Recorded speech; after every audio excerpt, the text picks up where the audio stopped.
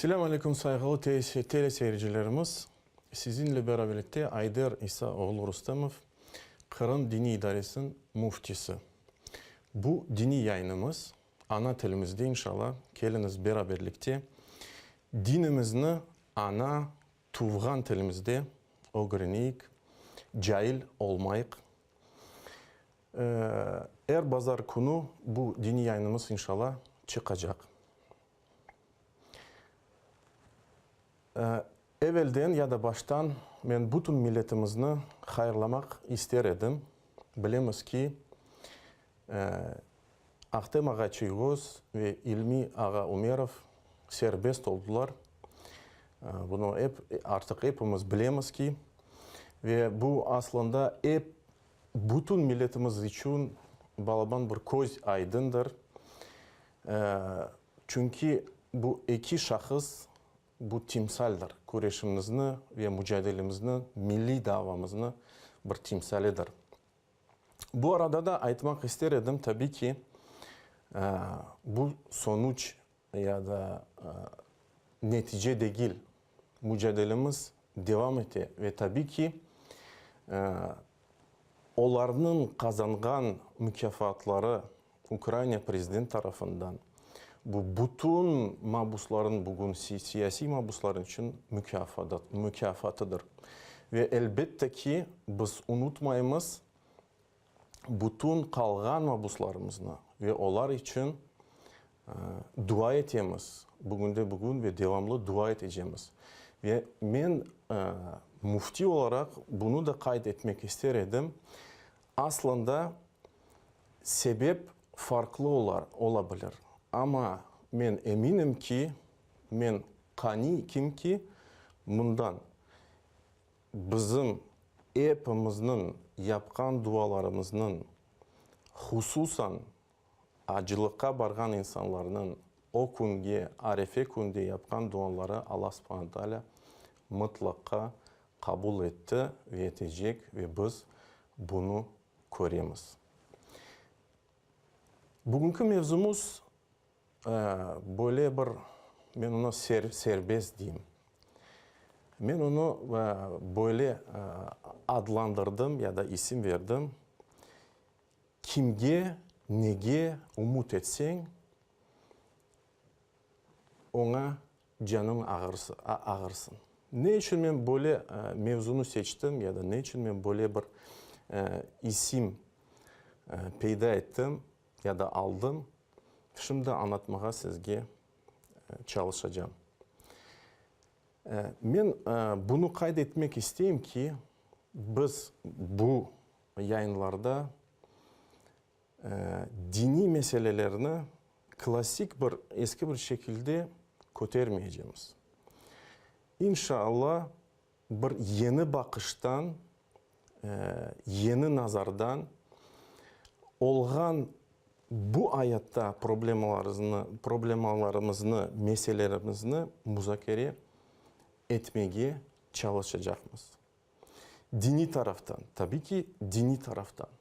Çünkü asıl bizim halkımız, Müslüman halkı olğan için asıl her şeyini biz meşrep olarak, kaynak olarak suallerimizge cevap Kur'an-ı Kerim'de ya da Peygamberimiz Muhammed sallallahu aleyhi ve sellem hayatında, sünnetinde kıdırmak gerekmez.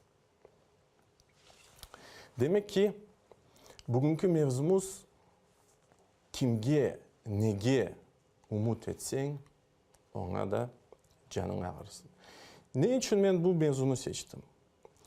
Çünkü hatta özüm şahıs tecrübeme göre çünkü adam hususan bu zemanevi vakitte, hususan işgal vaktinde adam çalışkanda, mücadele etkende kele ki böyle bir nasıl aytayım ya an ya da böyle bir vakit kele ki adam boldura hakikaten boldura da ve belki üzüle bilesem. Belki neticesini almayıp bir şeyden tabii ki gayet göstergen son, kureş yapkan son, amel yapkan son, boldurgan son ama neticesini almayıp da böyle yavaştan yavaştan sönmeye başlay, boysunmaya başlay. Ama ben eminim ki böyle biz bu ağır vakitlerga olmamalıyız. Ne olsa olsun, ne kadar problemlerimiz büyük olsun, ne kadar anlaşmazlık olsa, ne kadar da kıyın olsa biz bu ağır vakitlerde boysunmağa hakkımız yok. Ve bunu ben belirlesem hususan mabuslar çok yaxşı anlar. Çok yaxşı anlar ve ben eminim ki bunu Ahtem Ağa Çigoz bunu pek yaxşı anladı. Çünkü o ayıttı ki bu yani hatta bu stüdyoda yayında çıkanda o ne ayıttı ki men hapishaneye düşken son men baktım gördüm ki böyle bir an geldi ki men anladım onlar ne yapsa yapsılar ama benim hayatım, benim kaderim onların kollarında değil. Onlar ne yapsa yapsın ama neticesinde Allah istegeni sonuçta neticesinde olacak.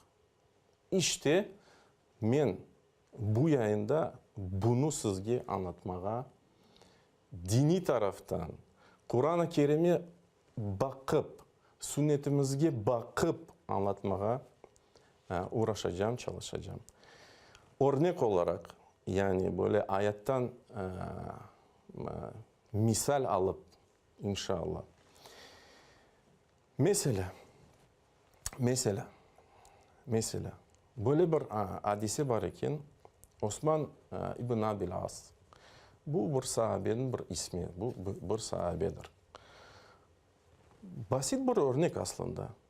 Yani onun kursağı ağrıdı. Kursağı ağrıdı, geldi ki ve Peygamberimizge Muhammed sallallahu aleyhi ve sellem şikayet etti. O dedi ki, ya Resulallah, benim ağrı, kursağım ağrı. Ne tavsiye edebilirsin? Ve bakınız bu sözlerge nasıl Peygamber Muhammed sallallahu aleyhi ve sellem terbiye etti, nasıl anlata.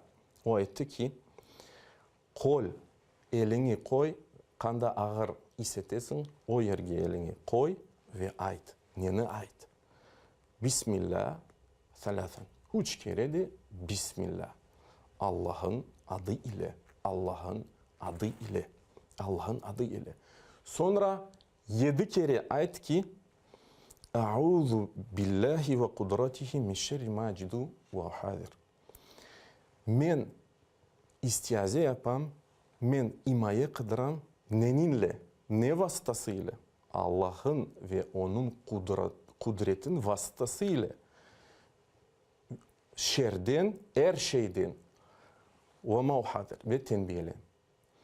Ben bunu kaydetem ki nasıl Peygamber Muhammed sallallahu aleyhi ve sellem oji sahabelerini öğretti basit bir şeylerde yani o ayetlerinde hatta bir ağırlık insan hissetse eline koya ve Bismillah. Yani bütün umutu, yani bütün niyetlerini Allah'ın bağlay. Ya da başka bir örnek. Mesela nasıl Peygamber Muhammed sallallahu aleyhi ve sellem genç oğlanını aslında torunuydu İbn Abbas nasıl onu öğretti. O ona öyle tavsiye etti ki ya gulam inni uallimuka bi kelimat. Ey oğlan ben sana böyle kelimeleri öğreteyim. İhfazillah yahfazk. Allah'ın sakla, o seni saklar. İhfazillah tecidhu ticahek. Allah'ın sakla ve sen mutlaka onu yani Allah'ını karşında bulursun. Ve izâ ista'ante fasta'in billah. Yani yardım istesen tek Allah'tan iste. Ve izâ se'elte fas'elillah. Bir şey Soramağa istesen Allah'tan sor. Ya Allah, bakınız bu kelimelerge, bu tefsirlerge, bu terbiyege ne istesen sormağa ilk emele birinciden Allah'tan soracaksın. Birinciden öz kalbini, öz gönlünü Allah'tan bağlayacaksın. Yardım istesen birinciden Allah'a dua edeceksin. Allah'tan isteyeceksin. Birinciden. Bu niyetini, umutunu, isteğini Allah'tan bağlayacaksın. Tabii ki ondan sonra hareket yapmak gerek. Amel yapmak gerek. Nasıl hadiste geçiyor? İlk evvela deveni bağla, ondan sonra Allah'a subhanahu wa ta'ala tevekkül et. Ama ilk evvela bu niyet, bu çıkan niyet, bu nefisinizden, gönlünüzden, canınızdan çıkan istek, umut tek Allah'a bağlana. Ve yani bu mühim bir nokta. Ya da başka bir örnek bakayık. Bu Peygamberimiz İbrahim Aleyhisselam hayatından. Biz biliriz ki o 3 kere, ben yanlışmasam, yalan atkaydı. Ben mecburiyet kalganda. Ve o yanlardan birisi öz apayın hakkında yalan atkandı. Çünkü onu Firavun onlarını yakaladı ve o Firavun yakalayan insanlarını kadın tapkan sonra o kadının zina yapmak niyeti var idi. Onun için Peygamber İbrahim Aleyhisselam yalan etti. Dedi ki bu benim apayım değil, bu benim kardeşim dedi. Çünkü öz nefsini korktu. O aytsa ki o benim apayım, o Firavun öldürecekti İbrahim Aleyhisselam. Onun için yalan söyledi. Mecburiyetinde kaldı. Şimdi Sara, İbrahim Aleyhisselam apayı, bu zalim olgan Firavun eline düştü.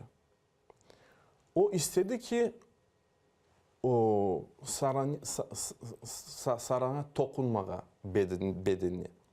Ama Sara dua etti ki Allah'ım, ya Rabbim, eğer de ben hakikaten sana inangan olsam, beni bu insandan sakla, bu şer insandan sakla.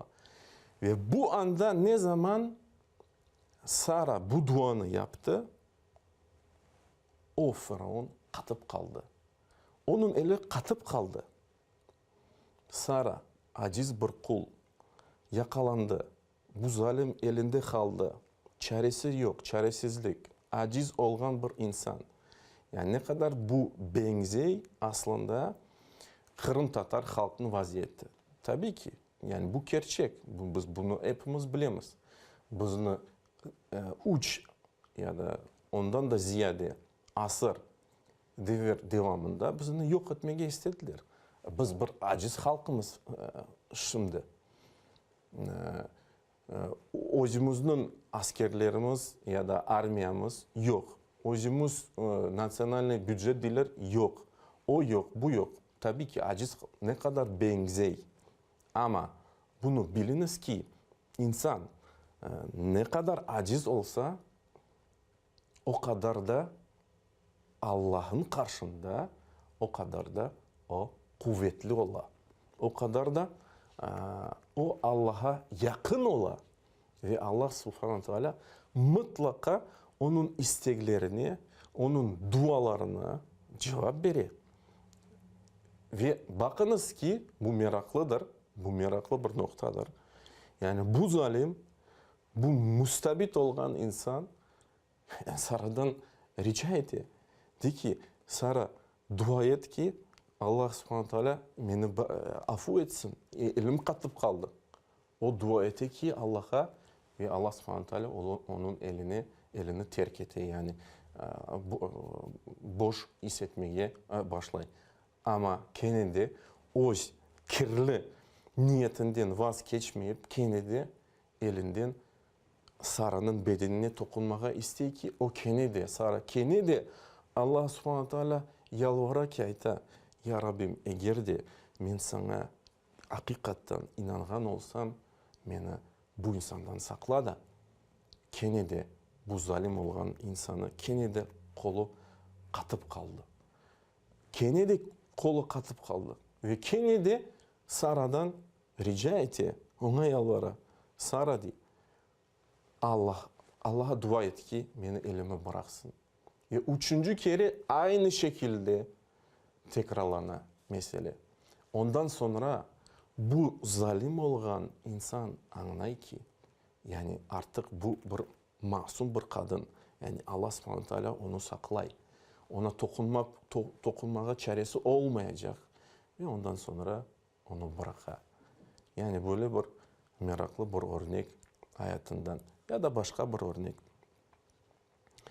Bir savaşa çıkıp Peygamberimiz Muhammed sallallahu aleyhi ve sellem sahabelerden beraberlikte endi yolda toxtadılar. Tabii ki o ağır vakitlerde Müslümanların çok düşmanları var idi.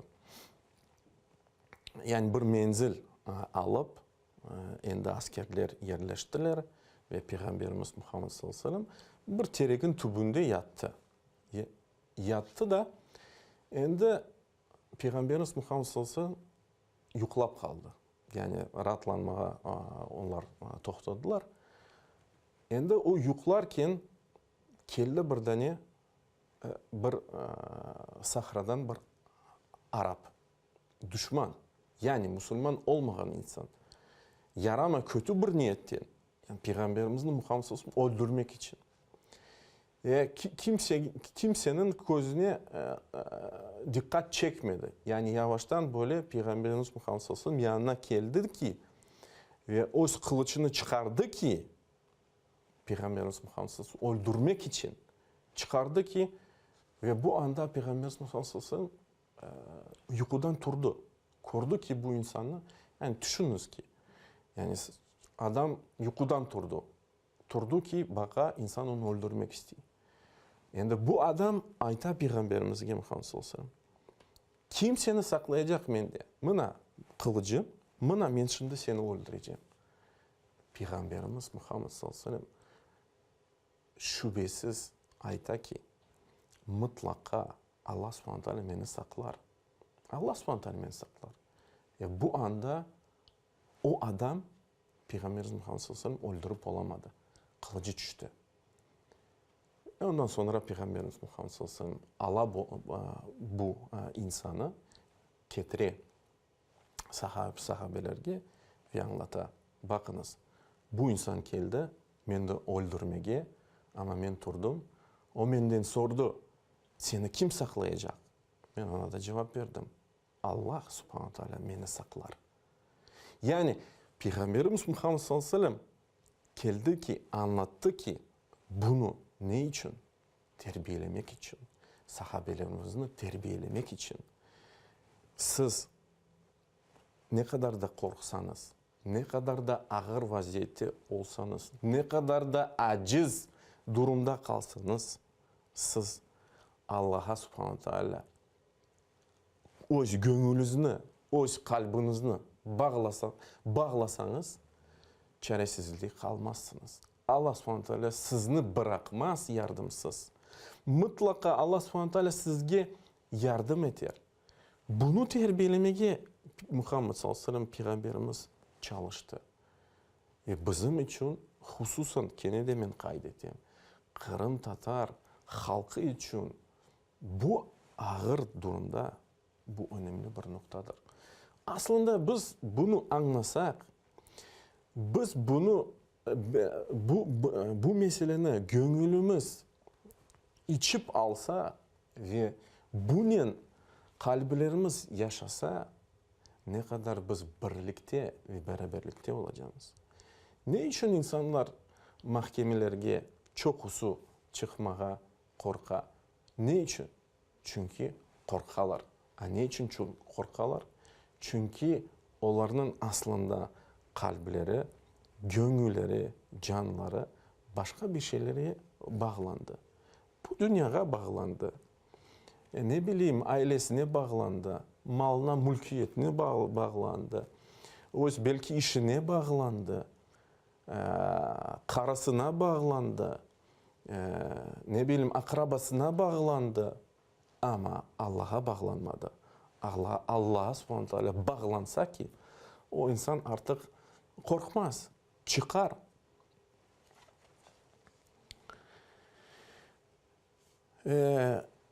Başka bir örnek. Böyle Abu Ayyub el-Ansari degen bir sahabe bir kere geldi Peygamberimizge Muhammed sallallahu aleyhi ve sellem. Ondan sordu ki, aytdı ki, ya Resulallah, bana bir tavsiye ver.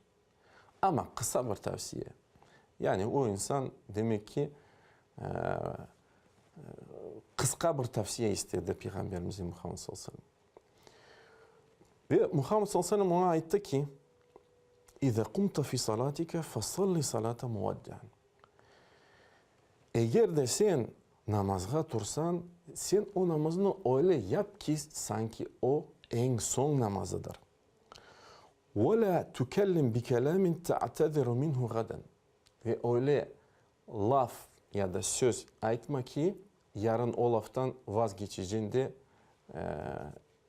ve istemeyeceğin o lafın aytkanına. وَجْمَعَ الْاِيَّاسَ مِمَّا فِي يَدَيِ النَّاسِ. Ve bu önemli bir nokta. وَجْمَعَ الْاِيَّاسَ مِمَّا فِي يَدَيِ النَّاسِ.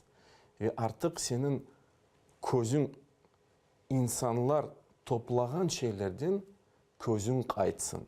Yani bu önemli bir nokta. Közün kaytsın. Yani böyle bir tavsiye Muhammed sallallahu aleyhi ve sellem bereki. Tabii ki biz canlı eferdemiz. Ekranınızda telefon görebilirsiniz ve sualleriniz peyda olsa telefon açmam mümkün. Ben inşallah cevaplamaya çalışacağım. Ve başka bir tavsiyede Peygamberimiz Muhammed sallallahu aleyhi ve sellem aytdı ki İstagnu anin nas. Yani insanlardan muhtaç olmanız. İnsanlardan muhtaç olmanız. Muhtaç olsanız tek Allah'tan muhtaç olunuz. Ya da başka bir hadiste Peygamberimiz Muhammed sallallahu aleyhi ve sellem aytdı ki men taallaka bi şeyin vukkila ileyh ya da vukkila bi. Kim öz gönlünü, canını bir şeyle bağlasa artık Allah subhanahu teala onu o şeye bırakır. Yani teslim eder. Yani ne demek ki? Yani demek ki insan öz kalbini, öz gönlünü, isteğini, umutunu, korkunçunu, başka bir duygularını bir şeye bağlasa Allah subhanahu teala Allah'a bağlamasa Allah subhanahu teala o insanı o şeyden imtihan edecek. Bu dünya olsa, maddi bir şeyler olsa, para olsa, para vasıtasıyla imtihan geçecek. Kadın olsa, o kadınla imtihan geçecek ve azap çekecek. İş olsa, o iş vasıtasıyla azap çekecek. Tabii ki bizim yayınımız endi yekünlenmek üzere. Ben çok memnunum. Bu birinci yayınımız edi. İnşallah her pazar günü biz böylece görüşeceğiz. Ve ben tekrarlayayım ve kaydedeyim. Biz canlı eferde çalışacağız ve çalışacağız. Bir sorunlarınız olsa telefon açıp da seslendirmeye mümkün. Böylece tabii ki ben de çok örnekler sizge anlatma isterdim ki ama ne yazık ki programımız yekünleni.